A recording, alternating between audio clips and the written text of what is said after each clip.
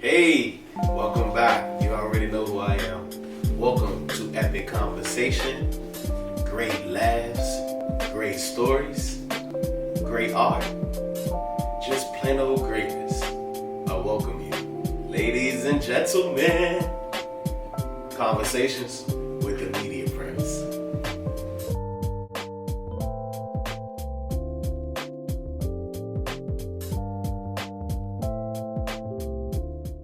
So, hey, ladies and gentlemen, this is your boy, the Media Prince, and I want to welcome you back to another episode of Conversation with the Media Prince. This season, I told you guys, is just so dynamic because I'm really getting to talk to those pillars that are really helping pave the way for likes like myself and really dive into an even deeper discussion on why their art is so important. Today, I have the pleasure of having this queen in front of me. Let me just run you off her resume, okay? TV personality, radio personality, serial entrepreneur, bona fide voice actress, queen of the bag, the one, the only, Autumn Joi. How are you? I'm good. This is such an honor. We've known each other forever, and I'm trying to figure out why we hadn't crossed paths or done an interview prior to this. But you know what? Now's a better time than any. So I'm excited to talk to you. Hey, I'm excited to talk to you. And I forgot one title, ladies and gentlemen, the Queen of Midday. Okay, just coming home and just flourishing so effortlessly. So take us back. When did you know that you had the gift of gab and entertainment and that art for what we know as radio? You know what's so funny? You hear people say like, oh, when I was in like elementary school, I used to get in trouble for being the talker. I was the exact opposite. Like I didn't talk. Like I was quiet, kind of kept to myself. I was always one of those kind of people that would just watch and be in the background and just pay attention. Like I do a very good job of like honing in and paying attention to what the greats are doing, to what other people are doing. So I really got bitten by the radio bug. So I had gotten a track scholarship to Bethune-Cookman. And then once I lost partial of that scholarship, I had to come home because my parents were like, we're not paying. So you need to figure this out. And so I came back to DC and I was just like so depressed. I was 19, maybe 20, like back home under my parents' roof. Yeah, that was yesterday. That was like 2 years ago. Because I'm only 21. Oh my God. So my mom, she worked at the Sports and Learning Complex. And so she ended up getting me a position there with her on the indoor track. And I remember I was driving home one day and I heard on the radio that they were looking for interns.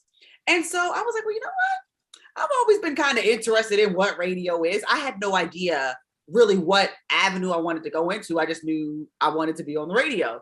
And so I applied or whatever, got an interview. Oh my goodness. I walked in there with thigh-high boots on, a crop little like faux fur jacket, these shades, this bag, because I'm just like, it's radio and they're hip hop. So I got to look the part. I got in the lobby. Those other people interviewing had on like pencil skirts and blazers and the sensible bags. And I was like, oh my God, I'm not going to get this. I'm not even going to get it. So at that point, I was like, bump it. I'm not getting this. So I might as well just make the most of it. So I interviewed with Majima Pritchett and my girl, Sarah O'Connell, who I'm still friends with to this day. So shout out to Sarah. But they literally, as soon as I walked in, started complimenting my outfit, my boots. They loved me. We were laughing. And I thought that I was just going to be like one of the interns that passes out T-shirts when you go to like the concerts and hang up the banners. I didn't care. I just wanted to be doing something with radio. Right. They were like, no, we're going to put you on the programming side. And I was like, oh, what? And so they were like, no, you're going to be Donnie Simpson's intern. I was like, hold on. Donnie Simpson. My parents love Donnie Simpson. And so the rest is history. Donnie's the one that he's the one that let me crack the microphone first. This was when American Idol was like when it's Justin Guarini and Kelly Clarkson. Wow. And yeah, so one of the segments he wanted to talk about that. And so he's like, Autumn, do you watch American Idol? I was like, heck yeah, I watch American Idol. He was like, all right, grab those headphones, sit next to me. You're going to talk on this next break. I was like, hold on. Because usually I just get your coffee, do your show prep, make sure nobody needs anything. You really want me to talk? And so, yeah, I put the headphones on. He came back from commercial and pitched it to me, and I just kind of knocked it out the park. But it wasn't until I heard myself in HD in those headphones where I was like, oh, I like this. Okay, I can this. Yeah, I can do this. And so, you know, the rest is history. And I think what I like about this story as well, and it kind of goes onto the message that you exude, is being yourself. Like, you walked in there as yourself, showed up as yourself, and you got everything you got for being yourself and not having to put on. In the world of today, where everyone feels like they have to become someone else, how important was it to always remain yourself and to make sure that that message was seen through everything that you do? I mean, that is literally it. You know, in this industry, if you try to emulate and mimic anyone else, it won't work. And I'm gonna be honest with you, I did that. Like, because I didn't know what I was supposed to sound like. I didn't know, like, I just heard the other girls on the radio and was like, okay, they're on prime time, so I gotta sound like how they sound. So I was doing this and you know, but that wasn't me. You know what I'm saying? Like, I don't talk like that in my everyday life. And, you know, just like taking the advice from, you know, the likes of Donnie Simpson, like I said earlier, paying attention to the greats. I had the opportunity to like intern and work with DJ Khaled, oh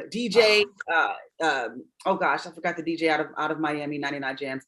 Anyway, but I've got the opportunity to like work with a lot of amazing, talented people that were in radio at the time when I was coming up. And so the one thing I saw was that they were just authentically themselves. My name initially was Autumn Joi. It wasn't until someone was like, that sounds like a stripper name. You should probably just stick with your name, Autumn Joi. And you know, I'm just missing the opportunity just to just be authentically myself. And I found that once I did just step into who Autumn Joi Live is and who Autumn Joi was truly, that is when I truly was able to find my voice, because that's what it is. Like, when people listen to radio, radio is theater of the mind. So you have to draw that audience in. You have to capture their attention. And 90% of it is how you sound. So if I'm talking like this and I sound fake. People aren't going to be tuned in. But if I'm talking like me, Autumn Joi Live, this is what you're going to get. Because I sound like you. I sound like your homegirl. I sound like your auntie, your friend, whomever. And so that's the important part. When you're in this industry, you just have to figure out who you are authentically, cling on to that, hone it, perfect your craft, and then present it to the world. I like that. And you mentioned earlier just like your start, and from there to now. Mm-hmm. Like, not too many people can say that they can transition, stay relevant, and their market grows year by year, even more than the last. What would you say has been your key to longevity and success? Oh, let me tell you something, boo. It took me 17 years to be this overnight sensation that people think that I am. I have been plowing away at radio for so long. I started here in DC. Then I had to go and intern at 99 Jams in Miami. Then I got a brief stint up in Delaware and moved to New York and had to, do New York. I was on Shade 45. I co-hosted with 50 Cent for a little while. I had a show called The Weekly Recap on thisis50.com. And, it definitely was a journey. It's something that you have to make the sacrifice with, like, especially when your home doesn't recognize your talent. And so that's what I was running into. And so I did hit a wall. Like, when I left New York, I had to just like come home with my tail between my legs, because New York it was working when it was working, but then when it stopped working, it stopped. And so having to come home, that was a very humbling experience. Having to go and apply for a job at Enterprise Rent-A-Car, where we pick you up. Like, I worked at Enterprise for a little while, and then, oh no, I'm pregnant with my son. And so it just seemed like radio was getting further and further and further and further away. And so, but the love that I had for it just never went away. And so what I ended up doing was I started my Star Power Radio. At the time, internet radio was kind of a thing, but not real. Now everybody has a podcast. Right. Yeah. But when I was doing it, it was still fairly new, but I was getting some great artists. I got Drea Michelle from Basketball Wives, Shy Glizzy, the Kevin Durant's, like I was getting Cherokee the Ass. Well, she's a porn star, but it was lit though. It was lit. Everybody knows. But I got really quality people to come on my show because of the relationships I built in the past. And so right. I just kept going with it. I had to figure out, okay, if I can't be on mainstream radio, how can I still be doing my passion and what I love and, and still be in that arena? And so that's birth Star Power Radio. And again, I'm still on the outskirts looking in at this point. Like I'm sending my air checks out. The PDs that I was cool with while I was doing radio, not responding, not checking for me. And it's a very weird space to be in when you're trying to be happy for the people that you hear on the radio, but you also know you better than them. You know what I'm saying? It's like, dang, like, I know I could do this. Like, come on. And to this day, I always credit my current PD, Al Payne. And I mean, Al Payne literally is the reason why I was able to get back into radio. I had kind of given up on it. I was doing property management. I was making decent money, supplying, supporting my family. So it just kind of got to the point where I was like, well, radio was something that I did. My homeboy had a studio and he was like, yo, why'd you ever stop doing radio? And I kind of gave him my spiel. And he was like, look, come in here, do a air check, which is like a demo tape, if you will, for radio personalities. He was like, come in here and do an air check and it doesn't hurt. I was like, all right, did an air check, sent it out again to all the emails and PDs that I had been sending to for years. One person responded back, Al Payne. And he at the time was at 92Q in Baltimore. And he was like, Autumn, you're still doing radio? I was like, trying, and he he was one of the first PDs I worked with when I was doing overnights at WKYS. And he remembered me. And so he was like, look, we got a position that's getting ready to open. I'd love to have you in there. Oh my God. Wow. Look at God. And so that's how I was able to get back into radio. And then from 92Q was where I got the midday position in Raleigh. And now that brings me back to my other point of sometimes you have to move away. You have to go away from what you're used to so that they can see that you are exactly who they need. So I left a DC market, top 10 market to go to Little Raleigh, which is like 35. But the thing about Raleigh is that, it's North Carolina, it's progressive, it's up and coming, it's amazing. It's a beautiful place to raise a family. Like I was pleasantly surprised, but that's where I was able to really hone my craft. That's where I was able to mess up, figure it out. And, that's where Autumn Joi Live was born. And I was able to kill it down there, like literally take over the market in about a year, and that's where people started to pay attention. That's when they started to focus and see like Autumn Joi is lit.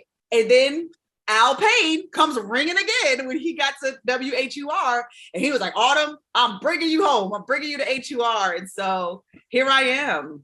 Yes. And I mentioned this to you before, and we have these conversations amongst peers as well about when you came to HUR, there was just felt like this new revamp to HUR. You get what I'm saying? Like you made, I don't know if that was your goal, but when you came into HUR, it was like you put a new face to it. You put a new innovative feel to it. You made it feel so current and today where it didn't stray away from their message and their core, but helped transition that to today's market to where they can appreciate HUR. How does that feel knowing you were able to kind of, without even knowing you were going to do that, but you actually did that and brought that into a new appeal in today's market? You know what? And first of all, you are such a great interviewer. I love these questions. Thank you so much.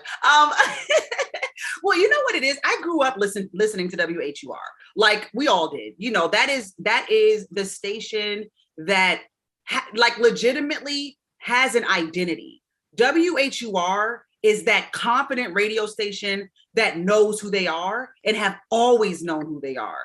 That's why they're able to transition, and that's why they're able to stand the test of time, if you will.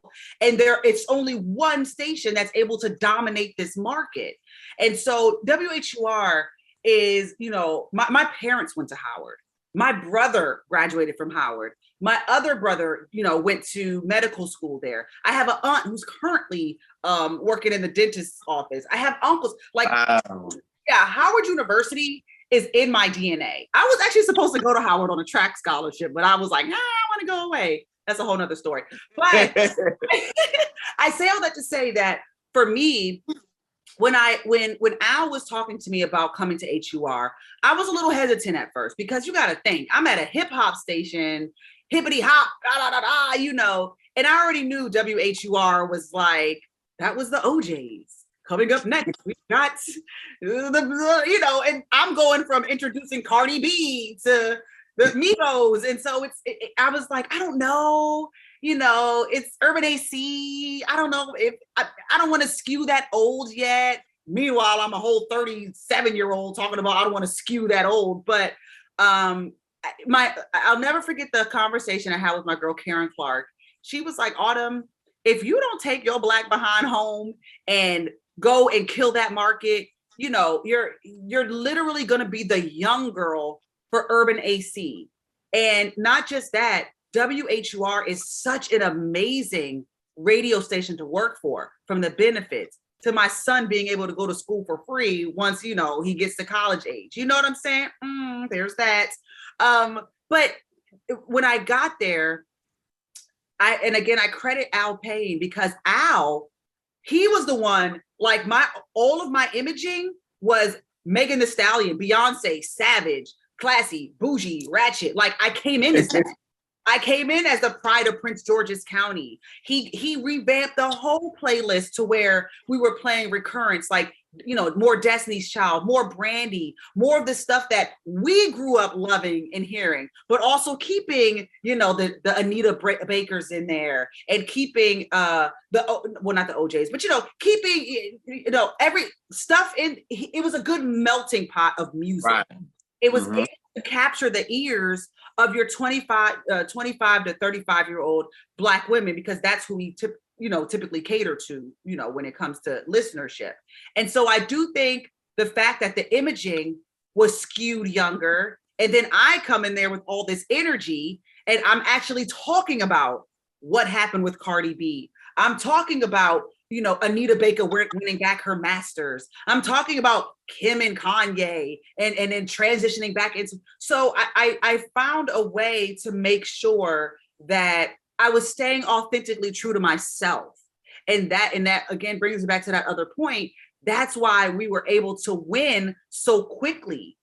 An urban radio station beating like Wash FM, WTOP, these stations that have dominated this market forever.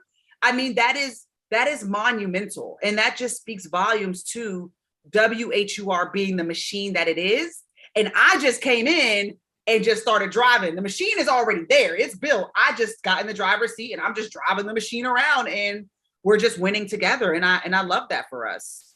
And that also speaks to fate. And I want to ask you, have you even reflected on this, that the way your life goes, you're meant to win, whether you like it or not. Have you taken the time to really understand that you're destined to win, whether you like it or not? You know what?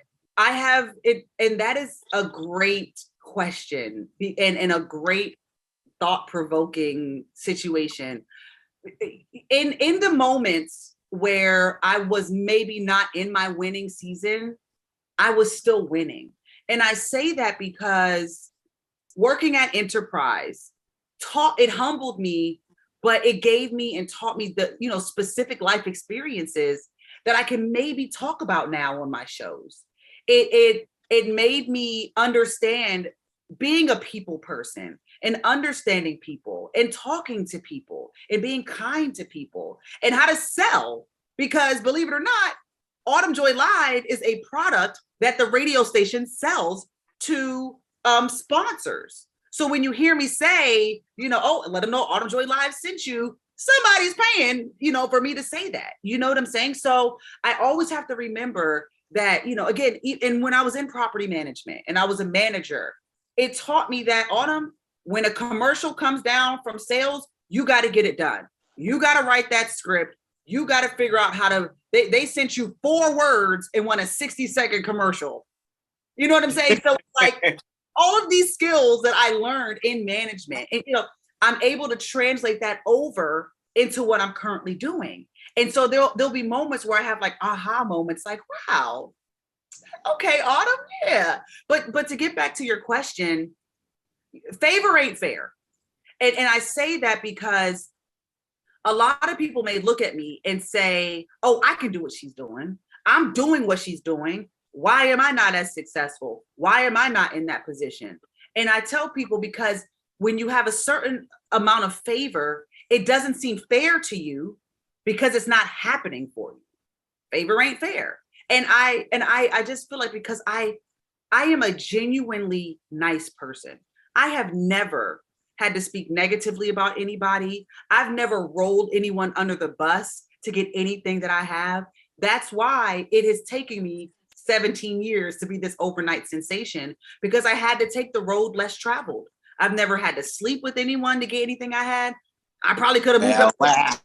Moved up faster if I did that. I was always respectful. I was kind. I was patient, and I still am. And I do think that when you exhibit those characteristics, the universe rewards you for that. The universe repays you for that. God, he keeps his favor over you. And that's why Autumn Joi Live continues to win. And I credit God for all of that. God, hard work, dedication, and just continuing to be a really good person and just nice to people. And viewers, I hope you're writing this down, because it also, with you saying that, it also goes to show you that when you are good at what you're doing and you're also a good person, you never know who's watching. Yeah. And like you said, Al Payne was watching you, and you may not even have known. You get what I'm saying? People are creating opportunities for you, and all you're doing is just being your good self. And it goes to showing people that you don't got to be wicked to win, okay? Now, you were just talking about sometimes they bring you stuff from sales that you may have 4 words, you got to create it in 60 seconds. I always say there's radio, and then there is the voice actress, which has to be completely different from radio and make the commercial sound so sensational that you damn near don't even know this is Autumn Joi talking to you right now. What's that world like in the voice actress? Because that's something completely different from, like I say, radio. I feel like you got to get into a different headspace for that. Yeah, well, it's all about the inflectuations and like where you stop the word and start the word and how you flow into the wording. And it's honestly, it's still something that I'm learning. Because when you do a spot, that's what we call it, well, commercial, and you send it off to the client for their approval. Sometimes they send it back and it's me voicing it. They're like, oh no, nah, we didn't like it. And it's Autumn Joi Live at the peak of her game, still getting rejected for, and so then I have to go back to the drawing board and figure it out, like, okay, let me listen back to this spot. Maybe if I added a little bit more of a smile here, because people can hear that smile. So it's a difference between when I'm talking like this and thank you so much as, hey, everybody, thank you so much for tuning in. You get that, it feels different. It feels like, oh my gosh, she's happy to be promoting this product. So if she's happy to promote the product, I'm happy to maybe buy it. Why not? And let them know Autumn Joi Live sent me. So it's just all about the inflections and just knowing when to, put an emphasis on which vowel or when to stop a word or when to, it is truly an art form. It really is, and I do think that a certain amount of like natural talent is required. Like, you're a naturally talented interviewer. You're not sitting there with your note cards reading. All right. Okay. Next question. What is your favorite color? No, you're listening You're processing what I'm saying, formulating your next question, and making sure that you're asking things that people want to hear and know about me. And that's an art form, the art form of interviewing. And people have to understand, even with any radio, television, sports, like you have to have a certain amount of natural talent to do that. You know what I'm saying? And I'm sure you can attest to that. You've seen interviews where you're like, seriously? Really? Really? So what do you think, what keeps you inspired? What keeps you going? What keeps you motivated? My son. And you know what's so crazy? Before I had him, you hear people say, oh, my kids, you're just like, all right. No, my son, there were times where I, and I talked about this briefly on my Instagram. When I was out of radio, I felt like, you know what? It's no purpose of me being here really anymore. If I can't do what I love, no one will miss me. And when you have those kind of thoughts, you just have to really just like think about your loved ones, like people that will truly miss you if you did anything. And my son, and I say that because he is just so tickled when he hears himself. He does my outro on my show, and so he still gets excited when he hears himself. He calls himself. I was going to ask you that. Does he know mommy is lit? Well, you know what? He knows mommy's lit. He's 10. So he knows mommy's lit. I don't think he'll fully know until maybe like middle high school when, but like I do, he gets the perks. He doesn't realize it. Like, whenever I have to email his teacher about something, they respond back immediately. Like, oh, Miss Barrett, we'll let's get a conference. We'll call you now. We'll fix it. And so, it's that I appreciate. Like, yeah, it's me, Autumn Joi Live. Yeah, leave my son alone, but I say my son, and honestly, and this may sound a little bit arrogant, I worked entirely too hard to allow myself to be a factor, to be the reason why I failed. Because I literally, it's like, I look at myself in the mirror and I'm like, girl, you are Autumn Joi. You are Autumn Joi Live. You are the one that moved to New York and had to sleep on couch. You were the one that lived in Miami and had to sleep in your car for a little while because you wanted that internship. You were the one that had to work and bust your behind while in New York, working at BBQs, taking double shifts just so you could have enough money. You were the one, like, I intentionally got jobs at restaurants just so I knew I had at least lunch and dinner. You know what I'm saying? So it all in the name of an unpaid internship. You know what I'm saying? So it's like, I have to remind myself that I literally did not come this far to come this far. And, exactly. And you got to think, because I'm such a ball of energy on the radio and I'm so excited, people rely on me to show up and show out every single day. They don't care if I'm going through a breakup. They don't care if I'm having a bad hair day. They don't care if I just got a flat tire, and nobody cares. I have to be that energetic, charismatic Autumn Joi Live because people rely on me to brighten up their day. And so I have to show up and show out for my live squad. Hey, and that ain't arrogant. That's correct. Correctness. Okay. That's what it is. So being as though, and this is such a new market and everything, because you have to balance your TV stuff, your radio stuff, and digital media. That's like all different worlds. And you're lit in every aspect. What is that process like when, doing your TV stuff, doing your radio stuff, and then making sure Instagram showcase that just as well, because your Instagram is also lit? What is that process like? You know what?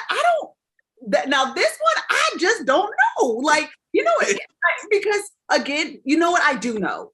It takes me back to just authentically being myself. Like when I started doing, videos, I didn't do it with the intention of like, all right, I'm trying to get people to, let me see how many are going to watch. I just did it, put it out there. If you like it, you don't. If you don't. And it just so happens that people like, because the stuff that I do, it's literally like I'll be driving along and I'm thinking like, I'm sure somebody else has this thought. Let me just record it, put it out there, and bam, the shade room picks it up. You know what I'm saying? So, you just never know. And you tapping on something I always say, and I think, and I say this to people, sometimes the magic happens and you can't explain it. It just happens. You just can do it, and you just whenever you do it, it gets done. Yeah. And also, I want to shout out too that I'm always going to gloat on. Your graphics ain't to be played with, okay? Your graphics are not to be played with. When I say, I'm a student of the craft, and I love like graphics and just because I look at social media as your visual resume. And so when I see the graphics, I'm like, yes, that's what it's supposed to look like, okay? Like, that's what it's supposed to look like. That's what you look like. You're going on TV today. You look like, you know what I'm saying? This is when you got your interview guests coming on Instagram. Like, you make Instagram look like a whole nother new platform. Like, you know what I'm saying? Well, how you like, according to how your flyers look, you expect like Loud to be like just like this epic extravaganza because the flyer just makes it look that much more dynamic. So I wanted to give you your flowers on that because that's something that I appreciate. And I think you can notice during COVID, people were really, that's when they started to step up their flyer game and like that stuff. And so I had to give you your flowers because you've been doing that since, A1 day one. And so and I don't think people pay attention to that though enough because they forget that your flyers and your graphics, they tell the story of what they can expect.